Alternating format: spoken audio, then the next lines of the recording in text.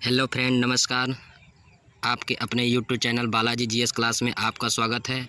आज हम Indian geography के इंडियन मानसून को कवर करेंगे, जो आज का इम्पोर्टेंट डिस्कस है। इसको आप लोग सभी नोट पेन से नोट ज़रूर करें।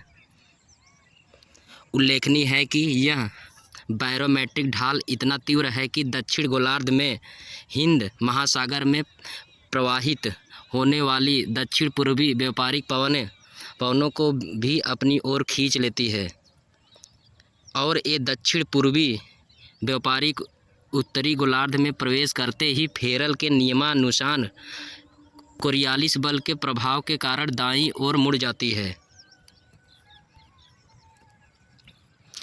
चूँकि इन पवनों की दिशा दक्षिण पश्चिम से उत्तर पूर्व की ओर होती है, इसलिए इसे दक्षिण पश्चिम मानसून कहते हैं। भारत में जितनी भी वर्षा होती है वह दक्षिण पश्चिम मानसून से होती है, और दक्षिण पश्चिम मानसून सर्वप्रथम केरल के तट पर 1 जून को प्रवेश करती है। यही स्थिति ग्रीष्म काल में भारतीय उपमहाद्वीप में वर्षा के लिए आदर्श होती है। दक्षिण पश्चिम मानसून भारत को वर्षा प्राप्त होता है।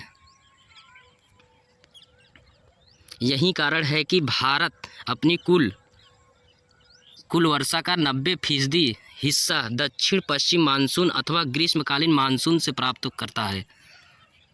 दक्षिण पश्चिम मानसून भारत में प्रवेश करते ही सबसे पहले पश्चिमी घाट से टकराकर केरल के मालाबार तट पर 1 जून को वर्षा कराता है। इसके बाद दक्षिण पश्चिम मानसून से क्रमशः उत्तर में हिमालय तक और पश्चिम में दिल्ली तक वर्षा होती है। भारत में जितने भी वर्षा होती है वह दक्षिण पश्चिम मानसून से होता है। नेक्स्ट टॉपिक, दक्षिण पश्चिम मानसून का भारत में प्रसार। दक्षिण पश्चिम मानसून पवनें सबसे पहले केरल के मालाबार तट से टकराती है और 1 जून को केरल के मालाबार तट पर वर्षा होती है।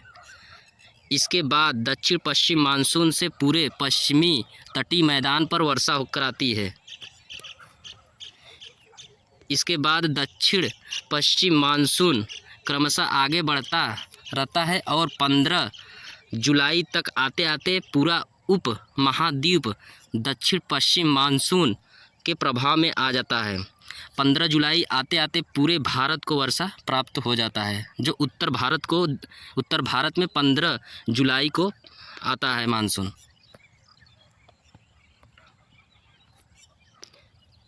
भारत में दक्षिण पश्चिम मानसून से होने वाली वर्षा 1 जून को प्रारंभ होती है और 15 सितंबर तक भारत में वर्षा होती है। जो दक्षिण पश्चिम मानसून है वह 1 जुलाई से 15 सितंबर तक भारत में वर्षा देती है। यानी भारत सामान्यतः 1 जून से 15 सितंबर तक दक्षिण पश्चिम मानसून से वर्षा प्राप्त करता है। नेक्स्ट, दक्षिण पश्चिम मानसूनी पवनों का 2 शाखा में विभाजन।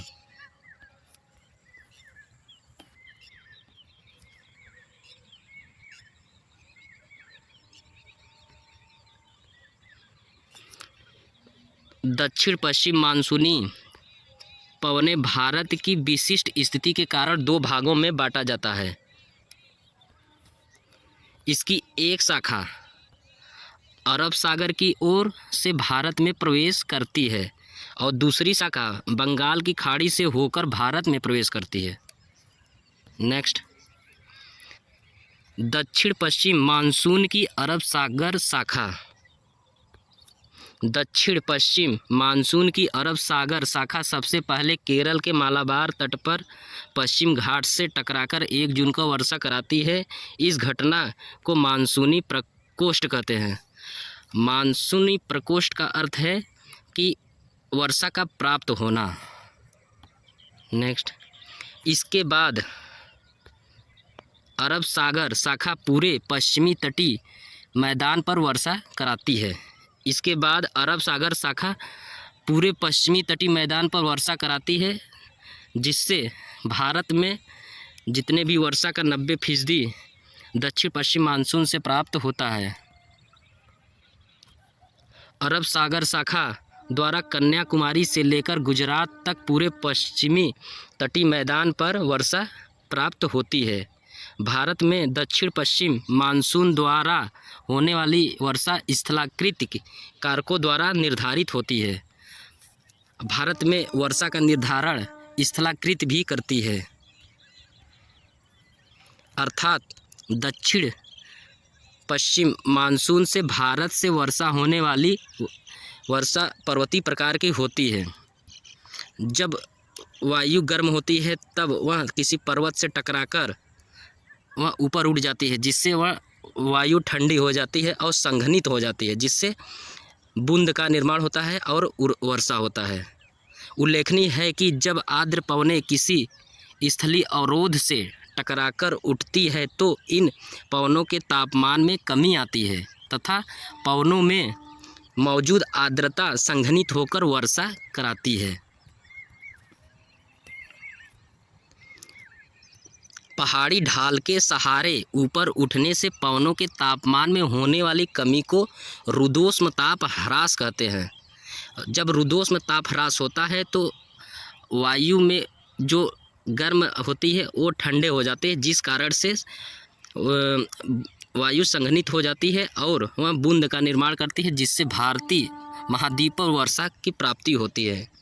नेक्स्ट, दक्षिण पश्चिम मानसून जब किसी पर्वत से टकराता है तो पवनें पर्वत के ढाल के सहारे ऊपर उठने लगती है और ऊपर उठने के क्रम में पवनों के तापमान में कमी आने लगती है, जिससे एडियाबैटिक ताप ह्रास कहते हैं। अर्थात एडियाबैटिक का अर्थ होता है रुद्धोष्म ताप ह्रास।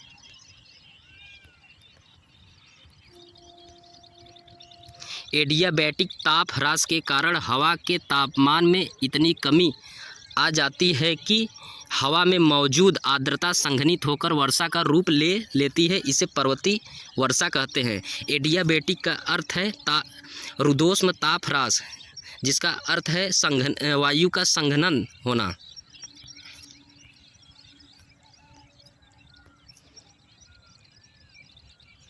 पश्चिम तटीय मैदान में सबसे ज़्यादा वर्षा मालाबार तट पर होती है, क्योंकि अरब सागर की पहली शाखा 1 जून को पश्चिमी घाट से केरल में टकराती है और 1 जून से 15 सितंबर तक मालाबार तट पर वर्षा होती है। भारत में जितने भी वर्षा होती है वह 1 जून से 15 सितंबर तक भारत को वर्षा प्राप्त होता है। धन्यवाद। ऐसे ही वीडियो देखने के लिए आप बालाजी जीएस क्लास को सब्सक्राइब एवं लाइक ज़रूर करें और कमेंट बॉक्स में ज़रूर लिखें आप किस टॉपिक पर वीडियो चाहते हैं। धन्यवाद।